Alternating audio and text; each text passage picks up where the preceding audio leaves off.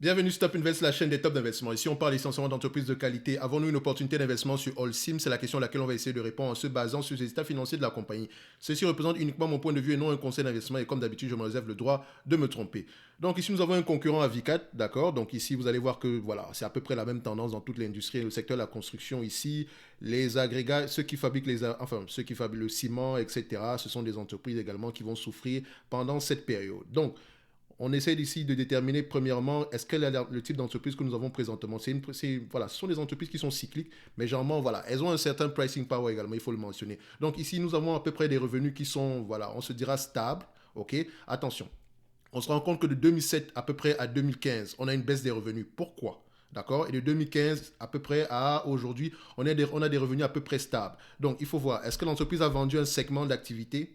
D'accord. Ou bien l'entreprise a fait des acquisitions, ou bien il y a une période ici de hausse une période prospère ici et qui a ralenti avec le temps. Donc il faut faire attention, on ne peut pas le deviner en regardant les revenus, mais on peut déjà savoir quel genre de questions on doit poser et par exemple, quel rapport financier je dois aller lire. Quand je regarde ça, quand je regarde ce revenu, n'est-ce pas, je le prends comme ça. Annuellement, je veux voir premièrement 2007, je vais regarder les revenus de 2008. Pourquoi on a une baisse? Les revenus de 2009, pourquoi est-ce qu'on a une baisse par rapport à cette période-ci? Et je vais regarder ici les revenus de 2015. Donc quand je dis les revenus, je parle ici des rapports financiers. Donc je prends les rapports financiers premièrement de 2007, 2008 et 2009. Après, je prends les rapports financiers de 2015. Je sais que ici, je dois poser la question pourquoi est-ce qu'il y a une croissance à ce niveau-ci. Et s'il faut même, je pourrais même prendre encore ceux de 2006. Donc 2006, 2007, 2008, 2009, important.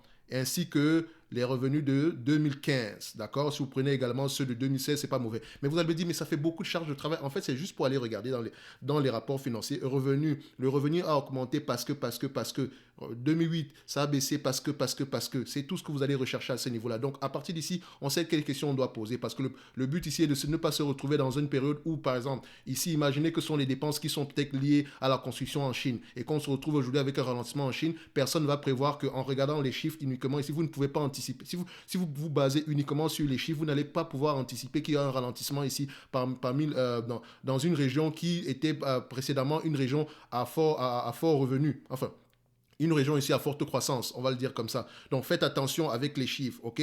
Il faut savoir ici les interpréter à la fin. Et vous savez qu'ici, on pose déjà les questions à savoir, on sait déjà quel genre de questions on doit poser en regardant les chiffres. Ici, on peut se dire que c'est le Covid qui est passé par là, mais ça n'exclut pas qu'on fasse nos recherches également ici, ok? Donc en termes de revenus, nous avons à peu près 28 milliards 960 millions, donc on va juste fermer ça ici, 28 milliards 960 millions en termes de revenus. Donc une fois que ça c'est fait, maintenant je vais regarder ici l'estimation des analystes. Les analystes s'attendent à quoi? À voir combien en termes de revenus. Donc comme je vous l'ai toujours dit, les analystes ici, je veux voir quelle est la pente. Est-ce que nous avons une pente croissante ou bien une pente décroissante? Donc quand je prends les 12 derniers mois ici, en fait les 12 derniers mois, quand on est en janvier, ça prend en considération uniquement 2023. Ok, dans les 12 autres prochains mois, en fait techniquement, c'est jusqu'en fin d'année 2023. D'accord? Donc quand on prend ça ici, c'est l'estimation de 2023 qu'on a à ce niveau-ci. Donc en 2023, ils pensent qu'on aura des revenus aux alentours de 27 milliards, voilà, 27 milliards 700, on va le dire comme ça. À peu près 27 milliards 700. Actuellement, on a 28 milliards 960. Donc ici, les analystes pensent ils s'attendent à un ralentissement. Alors, on va regarder ici le nombre d'années, ici N plus 1, d'accord, après 2023. On s'attend ici à une remontée, d'accord, aux alentours de 29 milliards à partir de 2024, d'accord. Maintenant, on va regarder N plus, voilà, ça c'est première année. Deuxième année ici, qu'est-ce qu'on s'attend? Ici, on a une diminution. Qu'est-ce qui se passe? Donc, en 2000, en 2023, on est ici, d'accord? En 2024, on est là. Et en 2024, en 2025, on est ici. Alors là, il faut faire attention. Donc, je vais uniquement prendre cette période-ci. D'accord. De toutes les façons, je sais que c'est une compagnie qui est cyclique. Donc, on aura tendance ici, il faut généralement normaliser les résultats. D'accord. Parce que quand le cycle redémarre, il a tendance à être à peu près au même niveau que le cycle précédent. D'accord. Donc, je dis la tendance. Donc, il faut faire attention. So, ici, je prendrai le 27 milliards 700.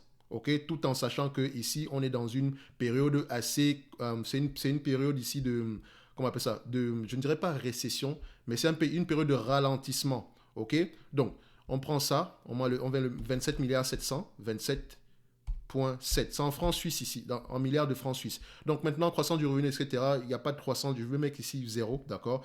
C'est une entreprise qui garde à peu près ses revenus assez stables ici. En tout cas, sur les 5 à 6 dernières années, nous avons plutôt une stabilité. Maintenant, en termes de free cash flow moyen, qu'est-ce que je prends? Premièrement, je vais comparer ici les net income, d'accord, et les free cash flow. Je vous ai toujours dit que c'est important parce que c'est pas... Regardez ici. Avant même de mettre les free cash flow, je vais le mettre là et on met sur les 12 derniers mois. Je ferme ça et je vais prendre ici en histogramme. Ça veut dire qu'ici, en 2016, on a perdu de l'argent. En 2018, on a perdu de l'argent. Est-ce que c'est vrai? D'accord, je vais le mettre ici annuellement pour faire simple parce que ça, c'est en trimestre. Les 12 derniers mois, on va mettre annuellement. Donc ici, en 2015, on a perdu de l'argent. En 2017, on a perdu de l'argent. Est-ce que c'est vrai? Quand je prends les free cash flow présentement, parce que ce sont les free cash flow qui déterminent si vous avez perdu de l'argent ou pas. Donc si vous avez une entreprise présentement qui a des bénéfices nets et qui n'a pas de free cash flow, elle ne gagne pas d'argent. Ça veut dire que pour s'autofinancer, elle émet de nouvelles actions, d'accord, ou elle prend de plus en plus de dettes, elle émet de plus en plus de la dette. Tout ceci a une charge à long terme. Ok, il n'y a aucune... Maintenant, quand on va lire les rapports financiers, on va se poser la question à savoir, ok, cette entreprise, il fait quoi précisément? Est-ce que voilà, c'est une dépense en capital ici de croissance ou c'est une dépense en capital de maintenance? Et il y a des industries ici qui dépensent énormément d'argent. En période de récession, ne vous évitez les entreprises qui ont des dépenses en capital élevées. Et en plus d'être endettés. Faites très attention. Donc, tout ce qui est dans le segment des utilities, faites attention. Tout ce qui est dans le segment ici des télécoms, faites attention. Tout ce qui est dans le segment ici des chemins de fer, faites attention. Tout ce qui est dans le segment ici comment on appelle ça?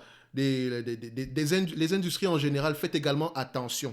D'accord? Je ne dis pas qu'il ne faut pas y investir, mais demandez un prix conséquent, un prix intéressant, donc une marge de sécurité intéressante par rapport à la valeur que vous allez estimer sur cette compagnie-ci, dépendamment de vos hypothèses. Donc faites attention. Moi, par exemple, aux États-Unis, le segment des utilities, je ne veux même pas en entendre parler parce que je ne comprends pas comment ces entreprises-là continuent à verser des dividendes aussi stables et croissants alors que la dette ne fait qu'augmenter. Ils n'ont jamais eu de free cash flow. Il y a des entreprises sur 20 ans, par exemple, elles ne gagnent même pas d'argent. Sur une période de 20 ans, les free cash flow sont négatifs pendant à peu près 14 ans. Et quand je dis 14 ans, sur les 10 dernières années, les free cash flow sont négatifs. Donc, il faut faire attention. D'accord? Ne vous fiez pas uniquement aux dividendes. Parce que c'est avec le free cash flow qu'on paye le dividende. D'accord? C'est avec le... Donc, dites-vous que quand une entreprise a un free cash flow déficitaire, ça veut dire qu'elle s'est endettée pour vous payer de la dette, pour vous payer un dividende. Donc, le dividende n'est peut-être pas la meilleure chose à faire quand on ne rapporte pas, quand on n'a pas de free cash flow positif. Vous aurez bien voulu, vous pouvez bien investir pour le futur, etc. Mais tant qu'on ne fait pas la différence, si vous investissez pour le futur pendant 20 ans, là, il y a quand même moyen de se poser des questions. Ok? Faites très attention. Donc, quand on regarde, par exemple, les industries comme les cimenteries, ici, il faut faire très attention. Privilégier les compagnies qui ont une dette assez gérable. Ok? Donc, ici... Alors, je suis au niveau des... Vous remarquez donc au niveau des free cash flow, quand on les met sur le même graphique, vous constatez quoi? Ici, on n'a pas perdu d'argent. Non. Là non plus, on n'a pas perdu d'argent. Mais quand vous allez vous fier à ceci, vous allez voir que les PER sont totalement négatifs ou bien totalement fuyants. Donc, quand on prend ça ici, par exemple, les price to earning, je les mets sur les 12 derniers mois. On va le faire comme ça. Vous remarquez quoi? Sur les 12 derniers mois, ici, vous allez voir que ils sont même ajustés à ce niveau-ci. Là, ils sont ajustés. Ils ont même été gentils à ce niveau. Parce que normalement, non, c'est 12 derniers mois. Je vais prendre ça ici annuellement. Est-ce qu'il me propose les 12 derniers mois? Il ne me propose pas ça annuellement. OK. Là, il me propose uniquement ça sur les 12 derniers mois. Donc, parce que normalement, vous allez voir ici vous aurez tendance à voir des trucs comme ça, des variations extrêmes. Donc, faites attention à ça. Dès que si on le prend maintenant de manière normalisée sur les 12 prochains mois, à peu près en prenant en considération ces variations extrêmes-ci, d'accord? Donc, en les ajustant, on aura quelque chose plutôt comme ça. Donc, il faut faire attention au PER. Le PER ne raconte pas toute l'histoire tant que vous n'allez pas creuser à l'intérieur, d'accord? Donc, on revient ici. Maintenant, je vois ici que les free cash flow ont tendance à être au même niveau que les net income. Il faut se dire la vérité parce que ici, la dépense en capital, d'accord, la dépense en capital qui est généralement la différence entre les net income et les free cash flow est vraiment élevée sur ce genre de compagnie. Donc, quand on déprécie ici, la somme qu'on va déprécier, c'est cette somme-là qu'on va utiliser pour la dépense en capital, sinon plus que ça. Donc, faites attention. Donc, maintenant, je prends ici les net income, d'accord, en termes de margin. Voilà. Donc, oui, il y a ce genre de zigzag-ci, mais je prends également la médiane. Je ne prends pas la moyenne, je prends la médiane. D'accord? Donc, sur les 20 dernières années, on a 6,5%. Sur les 10 dernières années, on a 6,75% sur les 10 dernières années, mais attention, ça prend également en considération cette variation-ci. Donc, si je l'ajuste même en conséquence ici, non, même pas, on va le laisser comme ça. Sur les 5 dernières années, nous avons à peu près 7,5%. Alors, le problème est le suivant. Si je prends les 5 dernières années, je vais absolument être, il faut que je sois même pas sûr, parce que la certitude n'existe pas.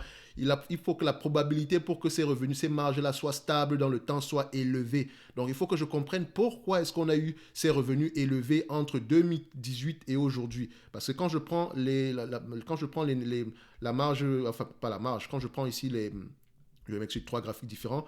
Quand je prends ici les marges de 2018 à aujourd'hui, vous constatez que la marge brute a augmenté. Quand je prends les 10 dernières années, d'accord, les 10 dernières années, on a à peu près, même au niveau de la marge, on a une certaine stabilité, attention.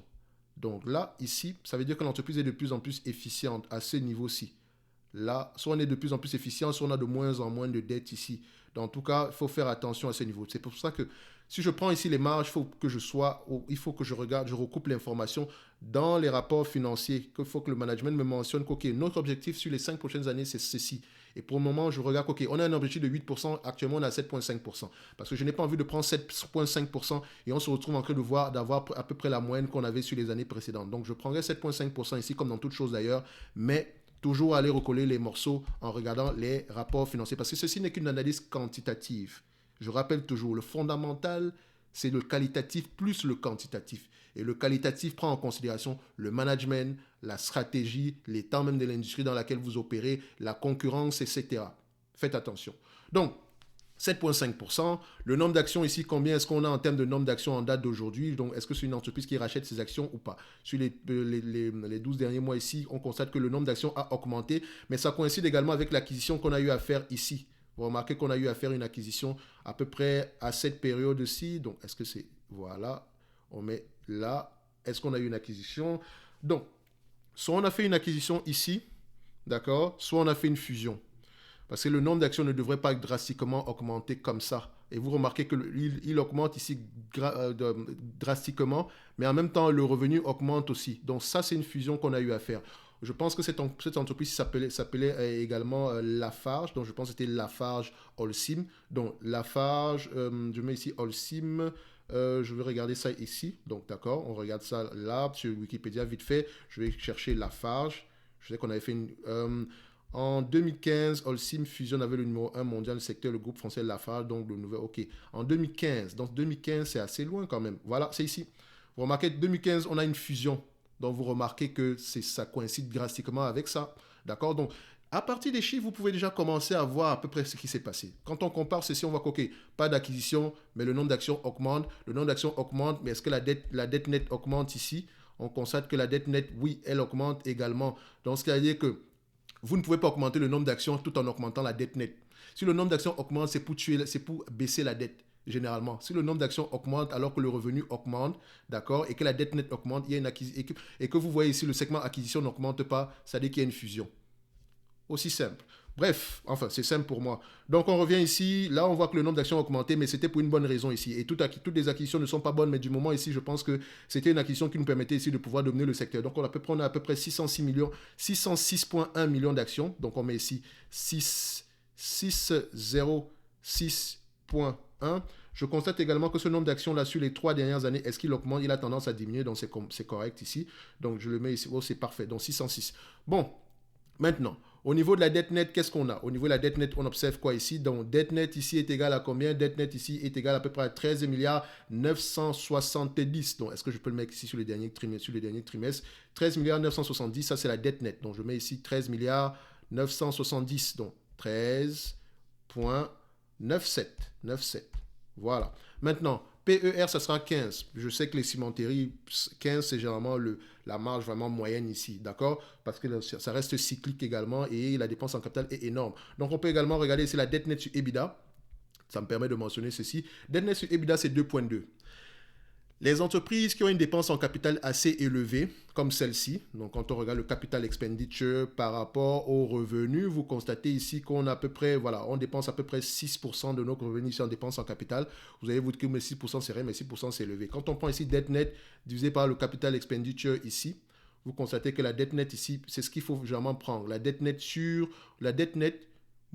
l'EBITDA moins la dépense en capital. Donc, ça fait à peu près, ici, c'est 3,1 fois. Donc, c'est assez correct. Donc, même quand on introduit la dépense en capital ici, la dette nette est gérable. D'accord? J'aimerais que ça reste généralement aux alentours de 5. D'accord? Faites attention. Ça, c'est pour les industries, etc. Sauf les compagnies qui sont dans le secteur ici immobilier, parce que là, de ce côté-là, on veut quelque chose en dessous de 10. D'accord? Si on est aux alentours de 5, c'est parfait. D'accord? Je regarde ceci. Maintenant, dont la dette nette ici est assez gérable. On a à peu près tous les éléments nécessaires pour effectuer l'évaluation de la compagnie ici. On a à peu près le revenu, la croissance, on a mis 0, le free cash flow 7,5, nombre d'actions 606 millions.